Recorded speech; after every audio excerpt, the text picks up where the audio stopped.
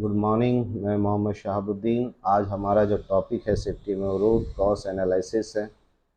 तो root cause analysis में आज हम लोग जानेंगे किसी भी एक्सीडेंट को कैसे जड़ से ख़त्म किया जाए। रूट माने जड़ जो होता है, हमारा जड़ से पता करना एक्सीडेंट को। तो इसके लिए जो हमारा जो मेन टॉपिक है, what is root cause. So what is root cause? Root cause is the primary cause or causes of an accident that when identified accurately and corrected will prevent recurrence। तो हम लोग कोई भी accident को फिर से बचाने के लिए, हम लोग एक्यूरेट एक्सीडेंट के बारे में पता करने के लिए, रूट जानने के लिए हम लोग रूट कॉज एनालिसिस को करते हैं। उसके बाद है how do you identify root cause, analyze investigation result, the uncover root causes, category your notes, job experience, location, site layout, work practices, analyze interview information, re-interview of necessary। फिर से interview लिया जाएगा जब हम लोग एक्सीडेंट इन्वेस्टिगेशन में interview लेते हैं। उसके बाद हमारा review equipment, operation space and safety documents. जो भी ऑपरेशन स्पेस है जहाँ पर एक्सीडेंट हुआ है, जिस जगह पे मशीन से या किसी, उसका हम लोग फिर से जांच करेंगे। उसके बाद हमारा जो टॉपिक है how to identify, use systematic problem solving approach to identify. Systematic जांच करेंगे। Amount and quality of job training, क्या अमाउंट और क्या क्वालिटी जॉब की ट्रेनिंग था। फिर types of frequency of job supervision क्या है वहाँ पर ही।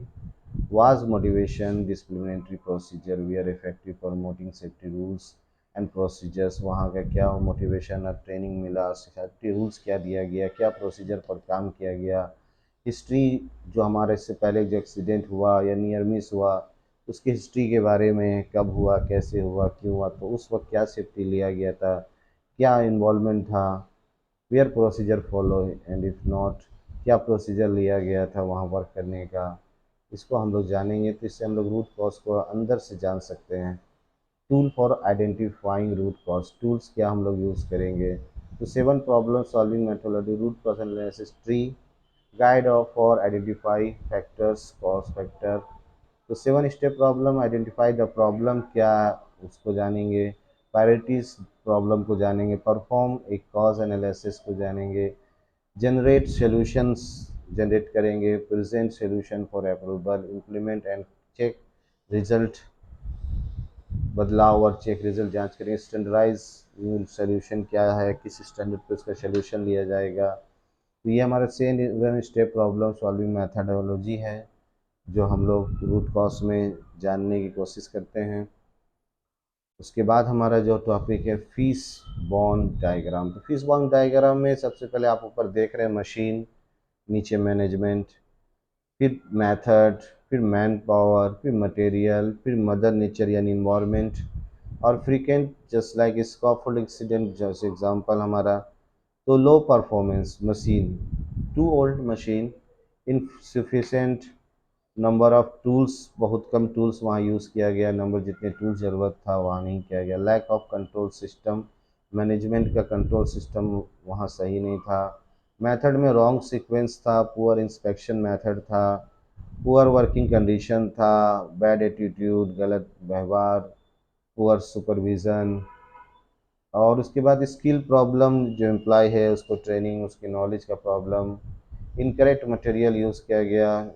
इस तरह से हम ऑफिस बॉन्ड से पता करते हैं रूट कॉज को। फिर है direct root cause analysis tree में actual description of the result of an accident, example employ receive acid burn to arm, ये हमारा डायरेक्ट कॉज है। Obvious cause, secondary contribution factor, readily observable causes of an accident, employee was not wearing proper review, PPE नहीं पहना था।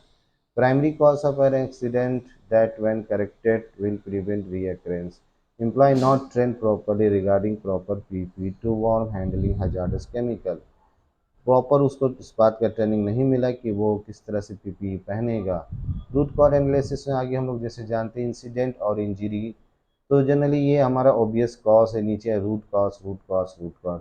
Example की root को हम eye injury जानते हैं, तो आई इंजरी में यूज़ पीपी की वजह से goggle goggles not right size, fault equipment, insufficient space, review wait station layout, lack of knowledge, size not available, PM on equipment, not check equipment, PP not available, lack of training इस वजह से होता है. This example five why root cause analysis. Example there is weight pitch water. जिस example कि कोई भीगा जगह है, फ्लोर भीगा है, तो हम उससे क्वेश्चन करेंगे कि वाई वाटर फॉल, वाटर क्यों यहाँ जमा है.